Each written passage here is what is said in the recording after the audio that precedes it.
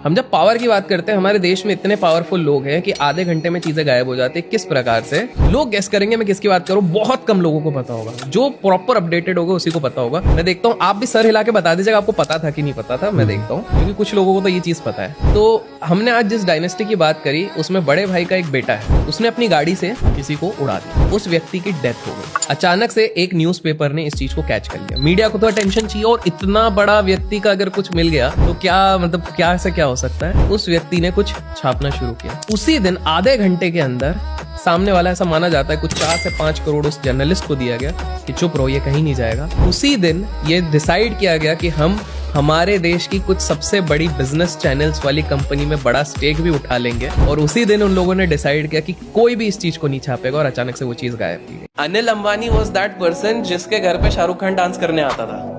Okay. Ambanis के घर पे आपको क्या लगता है अंबानीज कितने पावरफुल है? आप खुद सोचो, अंबानीज के घर पे खाना सर्व करने की फोटो आती है, बड़े बड़े सेलिब्रिटी शाहरुख खान, सलमान खान ये सर्व कर रहे हैं। ऐसे वैसे गंदों के घर पे वो भैया शाहरुख खान के पास भी नेटवर्थ बहुत है।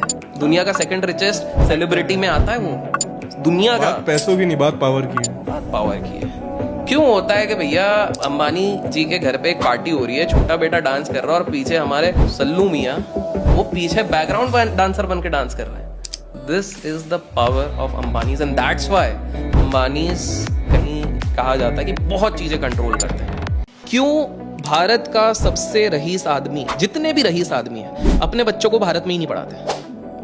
It is not because Bharat में एजुकेशन बुरा है भैया। IITs, IIMs, they are some of the top colleges, but वो इसीलिए हर रईस इंसान जिसके पास अफोर्डेबिलिटी है वो बाहर 2, 5, 10 करोड़ लेके इसलिए पढ़ाता है। पहला नेटवर्क, क्योंकि वो जिन बच्चों के साथ पढ़ रहे हैं उनके बच्चे, वो बच्चे बाहर जाके कोई JP Morgan का CEO बनने वाला है, कोई गोल्डमैन सैक्स का बनेगा, कोई यूनिलीवर का, माइक्रोसॉफ्ट, यूनिलीवर, गूगल, इनके बड़े पोस्ट पे। तो जब इनके 15,000 करोड़ 20,000 करोड़ की डील करनी होंगी तो यही लोग काम आएंगे। So this is the reason. हमारे देश की एक सेलिब्रिटी है, ठीक है, राजा कहते हैं उनको बॉलीवुड का, ज्यादा हिंट नहीं दे रहा हूँ मैं, कोई पहचान नहीं पाएगा वैसे।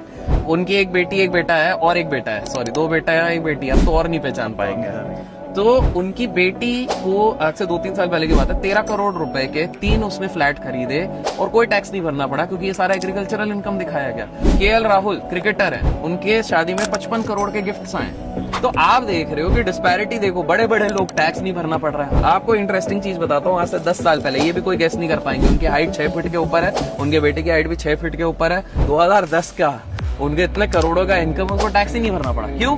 उन्होंने दिखा दिया कि भैया एग्रीकल्चरल इनकम है।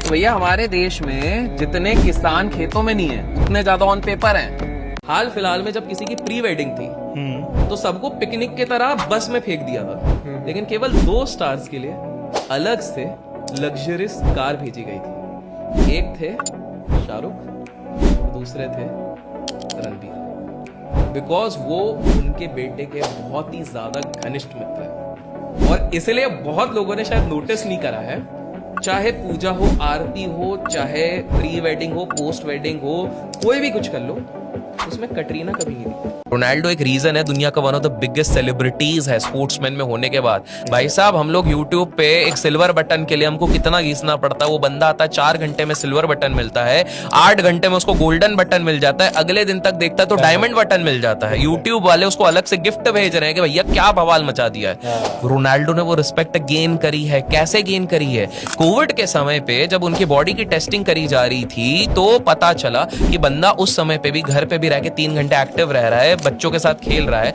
उसकी बॉडी टेस्ट जब करी गई तो पता लगा कि उसकी बायोलॉजिकल एज आज भी 24 साल के लड़के जैसी है। किसी अगर बहुत बड़े बोर्ड मीटिंग में जाता है तो कोक की बोतल गिरा देता है। तो इस तरह की चीजें करता है। तो that is the sort of discipline. ये इतने बड़े उद्योगपति बन गए कि इनको अब रोकना पड़ेगा, क्योंकि अगर इनको नहीं रोका गया तो ये पूरी दुनिया को कंट्रोल करेंगे, देश को तो पूरी तरीके से कंट्रोल करेंगे। और कभी भी राजनीति में कोशिश ये रहती है कि सारा पावर हमारे हाथ में रहे, कोई नहीं कर सके। और इतिहास गवाए, अब देखिए 91-92 में हर्षद मेहता के हाथ पे गवर्नमेंट का काफी कंट्रोल आ रहा था, क्योंकि वो बहुत मेजॉरिटी स्टेक उठा रहे थे ऐसी ऐसी कंपनीज में जो कि अर्थव्यवस्था पे कंट्रीब्यूशन करने वाले थे। सीमेंट की कंपनीज हो गई, रियल एस्टेट की कंपनीज हो गई, एट द एंड वो डेवलपमेंट में हेल्प करने वाली थी, तो उनको रोका गया किसी तरीके से।